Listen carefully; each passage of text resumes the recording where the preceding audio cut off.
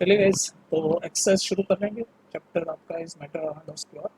तो उसका पहला क्वेश्चन है कि आपको बहुत सारे 9-10 एग्जांपल्स दे रखे हैं और आपको बताना है कि कौन सी टेक्निक से हम उसको उस मिक्सचर को सेपरेट करेंगे। नींद पूरी आ रही है आज। ठीक है। तो पहला एग्जांपल है sodium chloride from a solution of water, मतलब पानी और सोडियम क्लोराइड। सोडियम क्लोराइड क्या होता है? NaCl, यानी कि आसान भाषा में जो नमक है। तो नमक और पानी का सॉल्यूशन है, उसमें से हमें नमक अलग करना है। तो सिंपल टेक्निक है, अब तो बहुत सारे क्वेश्चन कर लिए इन टेक्स्ट पे, कि क्रिस्टलाइजेशन टेक्निक या फिर एक होती है इवोपोरेशन। इवोपोरेशन मतलब बस हीट कर दो, पानी ऊपर भाप बन जाएगा, नीचे नमक रह जाएगा। तो इस इवोपोरेशन टेक्निक से कर सकते हैं और क्रिस्टलाइजेशन टेक्निक से भी कर सकते हैं। और क्रिस्टलाइजेशन टेक्निक क्या होती है? क्रिस्टलाइजेशन वो टेक्निक होती है जो मिक्सचर में से सॉलिड को अलग कर देती है, उस सॉलिड को जो कि क्रिस्टल फॉर्म में होता है। तो यहाँ पर नमक क्रिस्टल फॉर्म में है, तो उसको अलग कर देगी। तो ये दोनों टेक्निक यूज होगी सोडियम क्लोराइड और वाटर का सॉल्यूशन को सेपरेट करने में। चलो फर्स्ट का सेकंड पार्ट देखते हैं एक्सरसाइज का। तो इसमें आपको कह रहा है कि अमोनियम क्लोराइड हमें सेपरेट करना है मिक्सचर में से। अमोनियम क्लोराइड और सोडियम क्लोराइड के मिक्सचर है। सोडियम क्लोराइड यानी कि NaCl हमारा नमक, और अमोनियम क्लोराइड। इस मिक्सचर में से हमें अमोनियम क्लोराइड सेपरेट करना है। तो पूछ रहा है भाई कौन सी टेक्निक यूज करेंगे? बताओ जी बताओ। तो इसमें मैं आपको अमोनियम क्लोराइड से इंट्रोड्यूस कराया। तो अमोनियम क्लोराइड जो होता है वो होता है NH4Cl। और अमोनियम क्लोराइड जो होता है वो कि आपका उसमें सबलिम प्रॉपर्टी होती है। सबलिम प्रॉपर्टी मतलब वो ना आपको गैस इवोपरेट हो जाता है, वेपराइज हो जाता है। तो मैंने आपको बताया था इन टेक्स्ट क्वेश्चन जब करा था कि जब भी मिक्सचर में वेपराइज वाला या सबलिम टाइप का आपका सब्सटेंस हो, तो उस केस में हम सब्लिमेशन टेक्निक यूज करते हैं। क्योंकि सब्लिमेशन टेक्निक हम यूज करेंगे तो अमोनियम क्लोराइड उड़ जाएगा और आपका बच जाएगा नीचे सोडियम क्लोराइड, और अमोनियम क्लोराइड को हम सेव कर लेंगे और हमारा सेपरेट हो जाएगा। चलिए गाइस, थर्ड पार्ट देखो। ये तो आप कॉमन सेंस से भी कर सकते हो। ये कह रहे हैं small pieces of metals in the engine oil of a car. तो इंजन ऑयल है आपका कार का, उसमें से हमें स्मॉल पीस ऑफ मेटल निकालना है। तो ये तो सिंपल, आप फिल्ट्रेशन कर दो भाई। फिल्टर कर दो, ऑयल आपका फिल्टर आउट हो जाएगा भाई। फिल्टर से छानना, छान दो, आसान भाषा में फिल्टर करना मतलब छानना। फिल्ट्रेशन प्रोसेस लगेगा इसमें। फिल्टर कर दो, ऑयल आपका बाहर छन जाएगा और जो पीस ऑफ मेटल होंगे वो अलग हो जाएंगे, हो गए सेपरेट। कॉमन सेंस वाला क्वेश्चन था, इसमें तो कुछ खास आपको करना भी नहीं था। तो इसमें कौन सी टेक्निक यूज करेंगे? हम फिल्ट्रेशन टेक्निक यूज करेंगे। ठीक है, कोई दिक्कत इसमें ज़्यादा कुछ एक्सप्लेन करना नहीं है। स्मॉल पीस ऑफ मेटल अगर ऑयल में होंगे तो हम फिल्ट्रेशन टेक्निक यूज करेंगे, ऑयल अलग हो जाएगा, मेटल मेटल पीसेस अलग हो जाएंगे, खत्म बात। छान देंगे हम। फिल्ट्रेशन मतलब छान देना। ठीक है। चलो नेक्स्ट देखते हैं कौन सा एग्जांपल दिया है मैंने।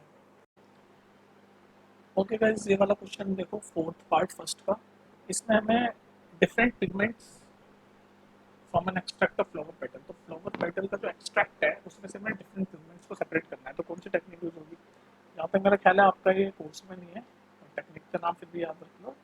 क्रोमेटोग्राफी टेक्निक यूज होगी इस केस में। क्रोमेटो बेसिकली यहाँ पर क्रोमेटो एक कलर की बात हो रही है ना।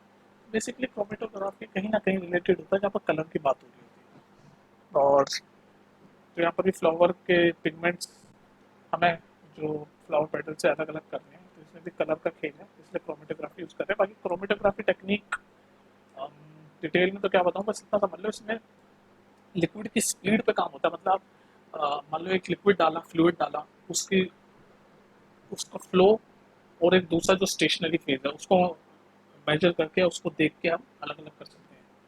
तो ये है, वैसे नाम याद रख लो, इतना काफ़ी है इसमें। ठीक है। ओके गाइस, वाला क्वेश्चन देख लो। इसमें पूछ रहा बटर को सेपरेट करना है कर्ड में से। ये तो क्वेश्चन बहुत बार करवा दिया, इन टेक्स्ट में भी करा दिया। ये वाली टेक्निक यूज होती है इसमें, सेंट्रीफ्यूगेशन। सेंट्रीफ्यूगेशन टेक्निक होती है। सेंट्रीफ्यूगेशन टेक्निक क्या होती है? बेसिकली सेंट्रीफ्यूगेशन टेक्निक उस प्रिंसिपल पे बेस्ड है जिसमें हम क्या करते हैं, जैसे सॉल्यूशन है ना, उसको हम जोर से घुमा देते हैं गोल। मिक्सी को आप याद रखो, अपने जो घर में मिक्सी होती है ना, उसको घुमा देते हैं। और उसमें क्या होता है, जिसकी डेंसिटी, जो पार्टिकल की डेंसिटी ज़्यादा होती है, जैसे मान लो आपकी मिक्सी है, इसको हमने ऐसे ब्लेड है हमारे, इसके थ्रू हमने जोर से घुमा दिया। तो जो जिस पार्टिकल की डेंसिटी ज़्यादा होगी वो ऐसे नीचे सेटल हो जाएगा, और जिसकी कम होगी वो ऐसे ऊपर रहेगा। तो फिर अलग अलग हो जाएंगे, तो ये दोनों हमने सेपरेट कर दिए। तो इसी तरह हम वाटर को भी कर्ड में से सेपरेट कर देते हैं। चलिए गाइस, ये वाला क्वेश्चन देखो, फर्स्ट का 6 पार्ट, ऑयल फ्रॉम वाटर। तो अगर पानी में ऑयल मिक्स है तो हमें ऑयल अगर वापस निकालना है, सेपरेट करना है, तो कौन सी टेक्निक यूज़ करेंगे? तो इसमें हम यूज़ कर सकते हैं funnel, separation funnel technique. Separation funnel technique use कर सकते हैं। सेपरेशन फनल बेसिकली यार छानना है, आसान भाषा में।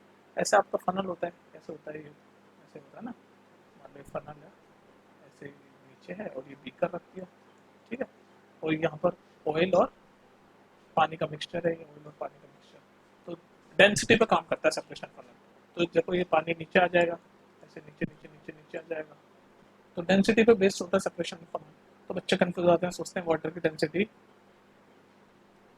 कम होती है, नहीं, वाटर की डेंसिटी ज़्यादा होती है। तो इसमें से पानी गिर गिर के सारा, जो डेंसिटी जिसकी ज़्यादा होती है वो नीचे बैठ जाता है, तो ये नीचे आ जाएगा पानी सारा बीकर में, और ऊपर हमारे फनल में सिर्फ ऑयल बच जाएगा, और इसी तरह से हम सेपरेट कर देते हैं, बस सिंपल। चलिए फर्स्ट का 7th part, tea leaves from T. चाय में से चाय की पत्ती, वो चाय की टी लीव्स हमें सेपरेट करनी है। अब ये तो यार काम मेरे हिसाब से आप कॉमन सेंस से बोल सकते हो कि फिल्ट्रेशन टेक्निक यूज होगी इसमें, सिंपल। फिल्टर कर दो, छान दो, फिल्ट्रेशन मतलब छान दो। घर पे भी तो करते हैं चाय बनाते वक्त, तो इसमें कुछ नहीं करना आपको, फिल्ट्रेशन टेक्निक यूज होगी और टी लीव्स टी में से सेपरेट हो जाएगी। तो दिक्कत इसमें क्या समझाऊँ मैं यार, आपको बताओ, डायग्राम बनाओ अपनी तरफ से। ये चाय है, ये चाय है, इसमें से टी लीव्स है, तो बस ऐसे किसी छन्नी में ऐसे डाल दो, तो चाय सारी आ जाएगी, टी लीव्स रह जाएगी, फिल्ट्रेशन, दैट्स इट। ठीक है, डायग्राम से समझा दिया मैंने आपको। ये कोई डायग्राम है नहीं वैसे, पर एक्सप्लेन कर दिया, समझ गए। तो ये तो इजी था, टी लीव्स को कैसे टी से सेपरेट करोगे, सिंपल क्वेश्चन, कॉमन सेंस का क्वेश्चन है, साइंस का क्वेश्चन भी नहीं है। ठीक है, चलो नेक्स्ट देखते हैं।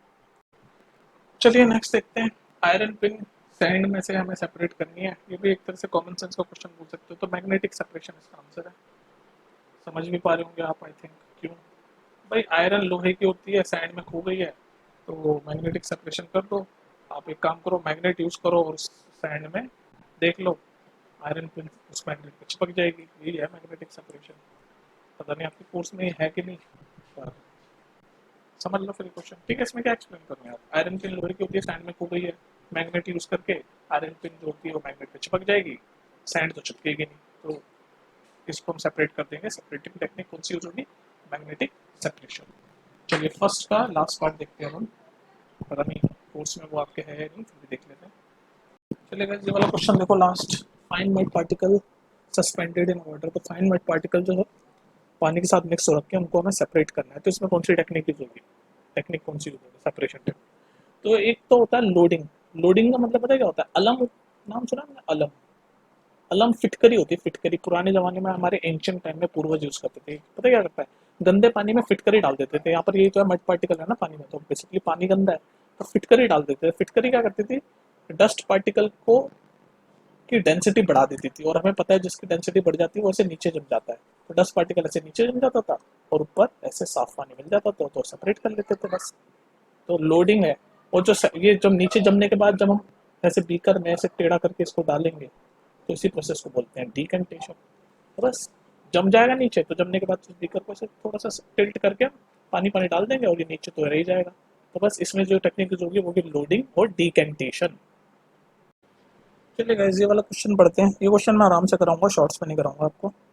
इसमें क्या लिखा है, इसमें लिखा है right the steps you would use for making tea. तो हमें चाय बनानी आनी चाहिए, उसके लिए उसके स्टेप लिखने हैं हमें, लेकिन हमें ये सब वर्ड यूज करने हैं। ये जो कि हमने केमिस्ट्री के वर्ड है ना, solution, solvent, solute, dissolve, soluble, insoluble, filtrate और रेसिड्यू, ये सारे वर्ड यूज करते हुए हमें चाय बनाने के स्टेप लिखने हैं। तो क्वेश्चन तो आपको क्लियर हो गया आई थिंक। चाय बनाने के स्टेप लिखने हैं, तो देखिए ये सारे वर्ड मैं यूज करके दिखाऊंगा आपको चाय कैसे बनाते हैं। तो सबसे पहले, और ये क्वेश्चन का मतलब ये है कि अगर आप ये सारे वर्ड यूज कर पा रहे हो, यानी आपको इन सारे वर्ड्स का मतलब पता है। अगर मतलब ही नहीं पता तो कैसे यूज कर पाओगे, सही बात है ना।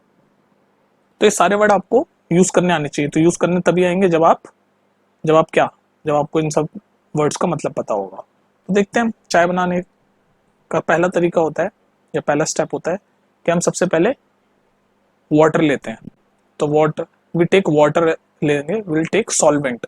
तो मैं आपको बताते जाता हूँ, इंग्लिश इंग्लिश और सेंटेंस तो आप खुद बना लोगे। सबसे पहले हम वाटर लेते हैं, तो इसमें वाटर को आप सॉल्वेंट बोल सकते हो, क्योंकि सॉल्वेंट वही होता है जिसके अंदर सॉल्यूट जाता है। फिर उसके अंदर हम उसको हम हीट करेंगे पानी को, फिर उसके अंदर हम सॉल्यूट डालेंगे। सॉल्यूट क्या क्या है, शुगर, जो भी इसमें चीजें होती है शुगर डालते हैं।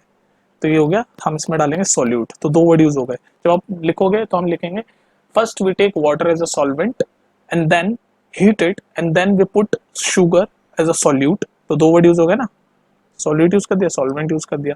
फिर आप नेक्स्ट स्टेप क्या लिखोगे, then will heat it and then we will boil it, and third step में हम डिजोल्व वर्ड यूज कर लेंगे, then the sugar will dissolve in water, the sugar will dissolve. तो हमने तीसरा वर्ड यूज कर दिया, जब आप लिखोगे तो तीसरा वर्ड हो जाएगा डिजोल्व, तो डिजोल्व यूज कर दिया, then sugar will dissolve in water. ठीक है, फिर नेक्स्ट स्टेप क्या होता है, then we add tea leaves in a solution. तो चौथा वर्ड हमने यूज कर दिया क्या, सॉल्यूशन।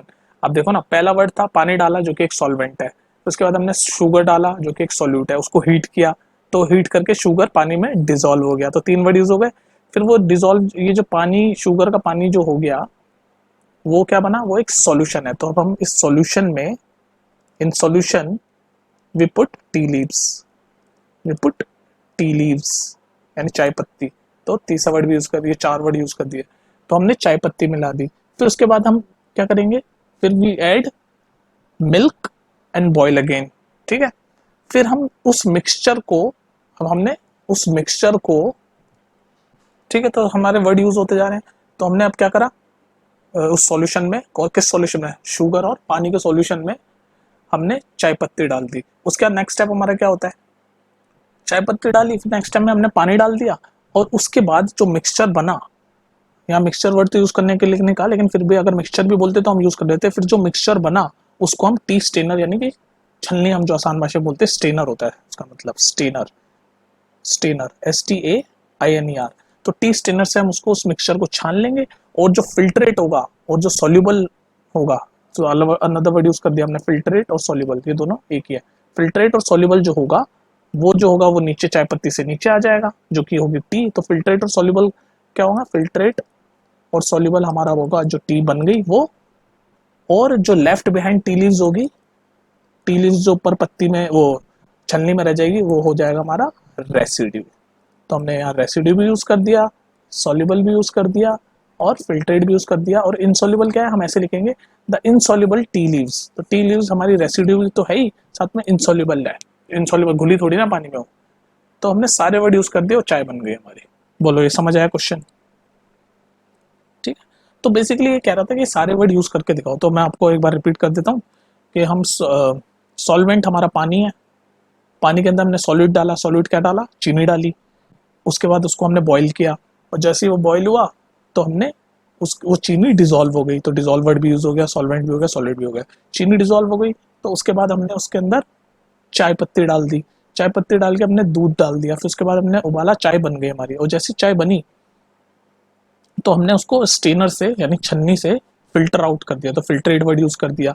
हमने क्या बोला, हमने बोला जो मिक्सचर सॉल्युबल है या फिल्ट्रेट है, उसको हमने छन्नी से छान दिया, और उसके बाद जो टी लीव्स है वो इनसॉल्युबल है, तो वो छन्नी में रह जाएगी, या फिर रेसिड्यू है, रेसिड्यू मतलब बचा हुआ पार्ट।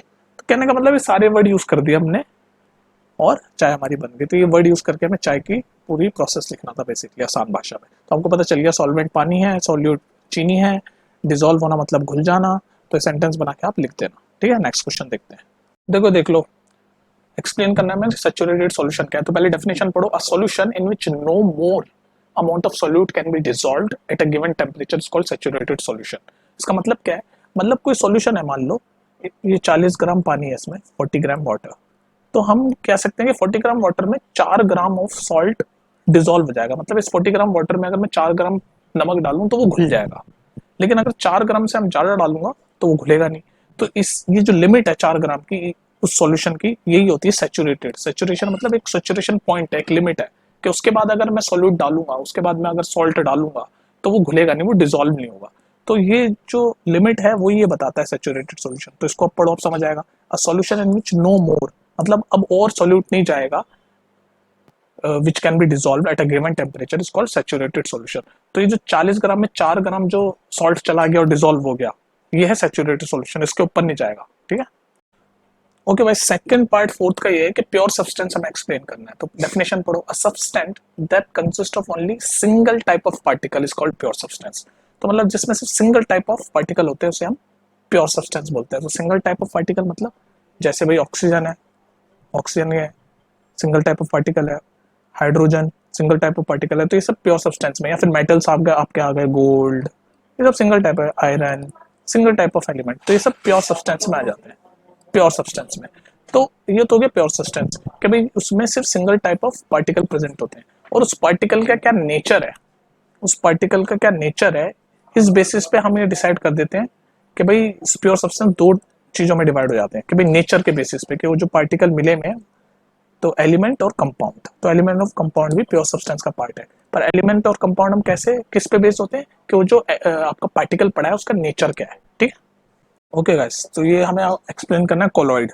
तो कॉलॉइड आपको पता होना चाहिए, colloid is a heterogeneous mixture. ये मैं आपको इंटेक्स क्वेश्चन में भी बता चुका हूँ, यहाँ दोबारा बता रहा हूँ, इसलिए मैं कह रहा हूँ सीरीज में देखो प्लेलिस्ट में जाके। तो हेटेरोजेनस मिक्सचर होते हैं कॉलॉइड। हेटेरोजेनस मतलब जो उसके पार्टिकल है वो यूनिफॉर्मली प्रेजेंट नहीं होते, जो अंदर कॉलॉइड सॉल्यूशन के अंदर पार्टिकल होते हैं। तो कॉलॉइड होता तो हेटेरोजेनस मिक्सचर है, पर अपीयर ऐसा होता है जैसे होमोजीनियस है। होमोजीनियस इसलिए अपीयर होता है क्योंकि उसके जो पार्टिकल है वो यूनिफॉर्मली स्प्रेड होते हैं थ्रू आउट द मीडियम, मतलब चारों जो पूरे मीडियम में यूनिफॉर्मली स्प्रेड होते हैं, तो हमें ऐसा लगता है कि होमोजीनियस मिक्सचर है, पर होमोजीनियस होता नहीं है, होता वो हेटेरोजीनियस है। तो कॉलॉइड का एग्जांपल है भाई मिल्क। मिल्क आपका एक हेटेरोजीनियस मिक्सचर है, उसमें कितने सारे एलिमेंट है अलग अलग, लेकिन वो एक जैसा दिखता है देखने में, अगर नेकेड आई से हम देखें ऐसा लगता है बिल्कुल प्लेन है, एक जैसा है दूध, लेकिन होता नहीं है, ठीक है। तो कॉलॉइड उसका एग्जांपल है, या शेविंग क्रीम या चीज, ये सब हेटेरोजीनियस मिक्सचर है पर दिखते होमोजीनियस मिक्सचर है। तो यही है इसकी प्रॉपर्टी, और बाकी और पढ़ना है तो इंटेक्स क्वेश्चन देख लेना जिसमें सारे मैंने बताया। चलिए फोर्थ का फोर्थ पार्ट हमें बताना है, सस्पेंशन को एक्सप्लेन करना है। तो इंटेक्स क्वेश्चन पहले देख लेना, उसमें मैंने डिटेल में पूरा एक्सप्लेन किया, प्रॉपर्टीज भी बताई है कॉलॉइड की। यहाँ पर ये मैं डेफिनेशन पढ़ो पहले तो। अ suspension is a heterogeneous mixture. Heterogeneous mixture मतलब उसमें दो या दो से ज़्यादा आपके पार्टिकल्स होते हैं जो कि यूनिफॉर्मली स्प्रेड नहीं हो रखे होते, और इन विच सॉल्यूट पार्टिकल, मतलब पार्टिकल जो होते हैं मिक्सचर में उसको हम सॉल्यूट बोलते हैं केमिस्ट्री में, तो वो डिजोल्व नहीं होता, घुलता नहीं है, पर ऐसे सस्पेंडेड रहता है। सस्पेंडेड मतलब अंदर रहता है, जैसे मान लो पानी के अंदर रहेगा, अगर मान लो पानी के अंदर मैं चॉक पाउडर डालूं तो चॉक पाउडर दिखेगा, घुलेगा नहीं, बस वो ऐसे पड़ा रहेगा अलग, है ना। और अगर हम उसको हिला के एक पॉइंट पर रख दें तो नीचे चॉक पाउडर जम जाएगा आपका सारा, है कि नहीं। तो सस्पेंशन बेसिकली यही है, heterogeneous mixture in which solid particle do not dissolve. और इसकी प्रॉपर्टीज पढ़नी है तो इंटेक्स क्वेश्चन देख लो कि प्रॉपर्टीज में क्या होता है, कि इसमें टिंडल इफेक्ट होता है क्योंकि जो पार्टिकल है वो स्कैटर ऑफ लाइट कर देते हैं। चलिए गाइस, ये वाला क्वेश्चन देखो, हमें कुछ एग्जांपल दे रखा है, हमें बताना है, हमें क्लासिफाई करना है कि कौन सा होमोजेनस मिक्सचर है और कौन सा हेटेरोजेनस मिक्सचर है। तो पहले आपको पता होना चाहिए दोनों क्या होते हैं। भाई होमोजेनस मिक्सचर वो होता है जिसमें जो आप उसके पार्टिकल हैं, उसके कॉन्स्टिट्यूएंट है, वो यूनिफॉर्मली होते हैं प्रेजेंट, यूनिफॉर्मली मिक्सड होते हैं थ्रू आउट। और हेटेरोजेनस में यूनिफॉर्मली मिक्स नहीं होते, होमोजेनस में यूनिफॉर्मली मिक्स होते हैं। तो देख लो भाई, फिल्टर टी, फिल्टर टी आपका होमोजीनियस है, सारी चीज़ें उसमें यूनिफॉर्मली मिक्स हो रखी होगी। सोडा वाटर भी आपका होमोजीनियस है। सॉइल जो है, सॉइल, सॉइल आपका हेटेरोजीनियस है, इसमें कोई भी चीज़ यूनिफॉर्मली तो ना होती है। डस्ट भी मिल सकता है, पता नहीं कितने अमाउंट, एक अगर 1 किलोग्राम हम डस्ट लें तो कुछ भी यूनिफॉर्मली नहीं होगा उसमें, पता नहीं कितना आयरन होगा, कितना और कुछ मटेरियल मिल जाएगा। तो सॉइल हेटेरोजीनियस है। सिमिलरली वुड भी हेटेरोजीनियस है। तो वुड और सॉइल हेटेरोजीनियस है, बाकी सारी चीज़ें यहाँ पर होमोजीनियस है। चलिए इस क्वेश्चन नंबर 6 देखते हैं क्या कह रहा है question. How would you confirm that a colourless liquid given to you is a pure water. ये किस तरह का वाहियात क्वेश्चन है। ये कह रहा है भाई आपको एक लिक्विड दिया तो आप कैसे बताओगे कि वो पानी ही है, प्योर वाटर है। सिंपल सी बात है भाई, बीकर में डालो, ये बीकर में डाला उसको लिक्विड को, और उसके बाद आपका उसको हीट कर दिया हमने, हीट कर दिया, और साथ में उसका टेम्परेचर भी हम ऐसे नोटिस करते रहे, कितना कितना हो रहा है, टेम्परेचर नोटिस करते रहे। अगर 100 डिग्री सेल्सियस पे वो बॉईल हो गया तो इसका मतलब वो प्योर वाटर है, क्योंकि प्योर वाटर का बॉइलिंग पॉइंट 100 डिग्री सेल्सियस होता है। That's it. बोलो इसमें क्या एक्सप्लेन करूँ मैं। भाई आसान भाषा में उसको उबाल दो जो लिक्विड आपको दिया है, और अगर वो 100 डिग्री सेल्सियस में उबल जाता है तो इसका मतलब वो प्योर लिक्विड, प्योर वाटर है, क्योंकि प्योर वाटर का ही बॉइलिंग पॉइंट 100 डिग्री सेल्सियस होता है। तो बीकर में डालो और बर्नर से जला दो और चेक कर लो। ओके गाइस, ये वाला क्वेश्चन देखो, इसमें बहुत सारी चीजें दे रखी है और आपसे पूछा इनमें से कौन सा प्योर सब्सटेंस है। तो प्योर सब्सटेंस की डेफिनेशन क्या है, कि भाई वो सब्सटेंस जिसमें एक ही टाइप के पार्टिकल या बोल लो एक ही टाइप के सब्सटेंस प्रेजेंट हो, उसको हम बोलते हैं प्योर सब्सटेंस। तो हम देख सकते हैं आइस प्योर सब्सटेंस है, H2 ही रहता है उसमें, आयरन Fe प्योर सब्सटेंस है, कैल्शियम ऑक्साइड उसकी और हाँ कॉम्पोजिशन उसकी डेफिनेट हो, मतलब चेंज ना हो रही हो, तो Fe प्योर सब्सटेंस है। उसके बाद आपका मरकरी Hg प्योर सब्सटेंस है, तो ये सारे ग्रीन वाले प्योर सब्सटेंस है, बाकी ये सारे इम्प्योर सब्सटेंस है जो मैंने छोड़ दिए। ठीक है, क्योंकि इसमें जो इनकी कॉम्पोजिशन है वो डेफिनेट नहीं है। अब जैसे एयर का एग्जांपल ले लो, 9, एयर में कुछ डेफिनेट नहीं है, कितने अमाउंट ऑफ नाइट्रोजन है, कितने अमाउंट ऑफ सल्फर है, स्मोक है, वाटर ड्रॉपलेट है, क्या क्या एयर में, तो वो प्योर सब्सटेंस नहीं है। सिमिलरली हाइड्रोक्लोरिक एसिड मिक्सचर है हाइड्रोजन गैस और क्लोरीन गैस का। वुड में भी हमें कुछ कंपोजिशन उसकी पता नहीं है कि कहाँ पर क्या है उसके, कहाँ पर क्या नहीं है। तो सिमिलरली ये चारों हैं आपके प्योर सब्सटेंस। चलिए गाइस, क्वेश्चन नंबर 8 देखो, हमें कुछ एग्जांपल दे रखे हैं और पूछा क्या है इसमें से सॉल्यूशन क्या है। ये मिक्सचर्स है ना सारे, इनमें से पूछा सॉल्यूशन क्या है। तो सॉल्यूशन हमें पता है, सॉल्यूशन होमोजेनियस मिक्सचर होता है ऑफ 2 और मोर कॉन्स्टिट्यूएंट पार्टिकल। तो इनमें से सॉल्यूशन क्या है, तो देखो होमोजेनियस होना चाहिए। तो सॉइल हमें पता है होमोजेनियस नहीं होती, हेट्रोजेनियस होती है, तो सॉइल तो नहीं है। सी वाटर कुछ बुक में लिखा हुआ है कि सॉल्यूशन है, कुछ में लिखा हुआ नहीं है, तो मैं तो इसको बोलूंगा कि सॉल्यूशन ये है, तो मैं इसको टिक मारूंगा। कुछ में नहीं भी लिखा हुआ, तो ये इसका आंसर। उसके बाद एयर भी है। अब कुछ बच्चे कंफ्यूज जाते हैं, यार एयर सॉल्यूशन कैसे। एयर जो है वो होमोजेनियस मिक्सचर जरूर है, लेकिन प्योर सब्सटेंस नहीं है। तो हमेशा कंफ्यूज मत होना, air is a homogeneous mixture but not a pure substance. Pure substance नहीं है वो, पर होमोजेनियस मिक्सचर है। तो इसका आंसर है C water, air and soda water, क्योंकि सोडा वाटर भी उसका कॉम्पोजिशन डेफिनेट होता है। तो ये 3 है। चलिए गाइस, ये वाला क्वेश्चन देखो 9th, हमें कुछ दे रखे हैं एग्जांपल्स और पूछा है इनमें से कौन सा टिंडल इफेक्ट देगा। तो पहले तो आपको पता होना चाहिए टिंडल इफेक्ट होता है क्या है। टिंडल इफेक्ट वो होता है कि जैसे आपका कोई भी चीज़ है, कोई सॉल्यूशन है, उसमें छोटे छोटे पार्टिकल हैं, तो उसमें जब लाइट जाती है उस पार्टिकल उस सॉल्यूशन में, तो उन पार्टिकल से लाइट टकरा के लाइट जो है वो स्कैटर हो जाती है, रिफ्लेक्ट हो जाती है, और उससे हमें एक टिंडल इफेक्ट दिखता है। मतलब वो पार्टिकल हमें दिख जाते हैं लाइट के थ्रू, तो इसी को बोलते हैं टिंडल इफेक्ट। तो ये पूछा है कौन कौन से टिंडल इफेक्ट दिखाएगा, तो मतलब इतने छोटे पार्टिकल जो कि टकराए लाइट और उनसे रिफ्लेक्ट बैक हो, तो वो टिंडल इफेक्ट दिखाएंगे आपको। तो हम जानते हैं कि कोलॉइड टिंडल इफेक्ट दिखाता है, और हमें पता है मिल्क भी कोलॉइड है और सॉस सॉल्यूशन भी कोलॉइड है, तो ये दोनों तो टिंडल इफेक्ट दिखाएंगे। ये नहीं दिखाएंगे क्योंकि इसमें पार्टिकल बहुत ही ज़्यादा छोटे होते हैं, वो घुल जाते हैं, तो लाइट टकराएगी कैसे। सेम केस यहाँ पर है, कॉल्फर सल्फेट सॉल्यूशन में भी बहुत छोटे पार्टिकल होते हैं और टिंडल इफेक्ट नहीं होता। तो गाइज हमें बहुत सारे एग्जाम्पल दे रखे हैं नीचे, और पूछ रखा है इनमें से कौन सा एलिमेंट है, कौन सा कंपाउंड है, कौन सा मिक्सचर है। तो एलिमेंट तो वो होते हैं जो सिर्फ एक ही, उसमें एक ही पार्टिकल होता है, एक ही सब्सटेंस होता है। तो भाई कर लो, ये सोडियम सिर्फ Na ही तो होता है, तो ये एलिमेंट है, तो ई लिखता जा रहा हूँ मैं, ई। ठीक है, और क्या क्या एलिमेंट पहले मेंशन कर देता हूँ, सारे मेटल। सिल्वर, सिल्वर का क्या होता है, सिल्वर आपका एक मेटल है, तो ये भी एक एलिमेंट है। सिमिलरली टिन आपका एक एलिमेंट है, सिलिकॉन ये भी आपका एलिमेंट है। तो एलिमेंट तो ये हो गए, ठीक है।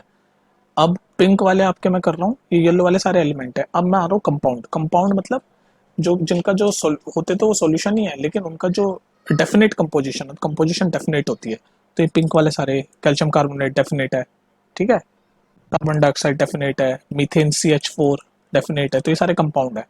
और आपका सोप, सोप जो होता है ये भी डेफिनेट है, क्योंकि डेफिनेट कंपोजिशन होगी तभी तो सोप बन पाएगा। जब आप बना रहे होंगे लैब में सोप, तो उसकी कंपोजिशन हर पार्टिकल की डेफिनेट होगी, यानी कुछ ज़्यादा डाल दिया कुछ कम डाल दिया तो सोप नहीं, पता नहीं कुछ और ही बन जाएगा। तो डेफिनेट कंपोजिशन है, तो इसलिए वो कंपाउंड है। और बाकी सारे मिक्सचर है, मिक्सचर है, हेट्रोजीनियस मिक्सचर। कोई कुछ भी यूनिफॉर्म नहीं है। जैसे सॉइल में कुछ नहीं पता क्या यूनिफॉर्म है, कितना कैल्शियम है, कितना सिलिकॉन है, कुछ नहीं पता, ठीक है। और सुगर सॉल्यूशन एक मिक्सचर है, हाँ आपको पता ही है, एक मिक्सचर है, प्योर मिक्सचर है। सिमिलरली कोल मिक्सचर है, एयर भी मिक्सचर में आता है, ब्लड भी मिक्सचर में आता है, ठीक है, ये सारे मिक्सचर में आते हैं। तो ठीक है, तो सोप आप मिक्सचर में भी बोल सकते हो, लेकिन सोप कंपाउंड भी है, क्योंकि सोप मिक्सचर में पता है क्यों बोल सकते हो, क्योंकि उसमें बहुत सारे सब्सटेंस ऐड हो रहे हैं, तो इसलिए केमिस्ट्री में कुछ चीज़ें आपकी दोनों में आ रही होती है। तो सोप मिक्सचर भी हो सकता है आपका, कहाँ गया सोप, ये रहा। ये सोप आपका मिक्सचर में भी आ सकता है, कंपाउंड में भी आ सकता है। मैं रिकमेंड करूंगा इस तरह क्वेश्चन है तो दोनों में डाल देना, कंपाउंड में भी डाल देना और उसमें भी डाल देना, ठीक है। तो येलो वाले सारे एलिमेंट हैं, ये ऑरेंज वाले सारे कंपाउंड हैं, और ये पिंक वाले सारे आपके मिक्सचर्स हैं। चलो चलेगा, जो क्वेश्चन देखो इनमें से पूछ रहा है, ये एग्जाम्पल देखे इनमें से केमिकल चेंज क्या है। तो केमिकल चेंज होते हैं जिसमें जो आपका सब्सटेंस है उसकी केमिकल प्रॉपर्टी चेंज हो जाए। तो हमें पता है जब ग्रोथ ऑफ प्लांट होता है तो केमिकल चेंज होते हैं बहुत सारे, तो ये केमिकल चेंज है। रस्टिंग ऑफ आयरन ये एक ऑक्सीडेशन रिएक्शन का एग्जांपल है, ये भी एक केमिकल चेंज है। कुकिंग, भाई कुकिंग होती है तो केमिकल चेंज होता ही है, फूड पूरा डिकम्पोज होता है, हीट वीट करते हैं और पता नहीं क्या क्या होता है। डाइजेशन भी केमिकल चेंज है, हाइड्रोक्लोरिक एसिड से रिएक्ट करता है हमारा फूड, तभी तो डाइजेस्ट होता है। हमारे पेट में HCl निकलता है, हम जो खाना खाते हैं वो डाइजेस्ट होता है, तो ये केमिकल चेंज है। बर्निंग ऑफ कैंडल भी केमिकल चेंज है, हम जब कैंडल जलाते हैं तो स्मोक निकलता है, कार्बन डाइऑक्साइड निकलती है, तो केमिकल प्रॉपर्टी चेंज हुई। बाकी ये सारे केमिकल चेंज नहीं है। जैसे mixing of iron filling in a sand, sand में अगर हम आयरन फिलिंग डालते, क्या केमिकल चेंज है? वो तो सेपरेट हो जाएगा। सिमिलरली फ्रीजिंग ऑफ वाटर, पानी को हम अगर फ्रीज कर देंगे तो आइस बन जाएगा, रहेगा तो H2O ही, केमिकल प्रॉपर्टी तो चेंज नहीं हुई, तो वो फिजिकल चेंज है, केमिकल चेंज नहीं है। ठीक है, तो ये सारे केमिकल चेंज है।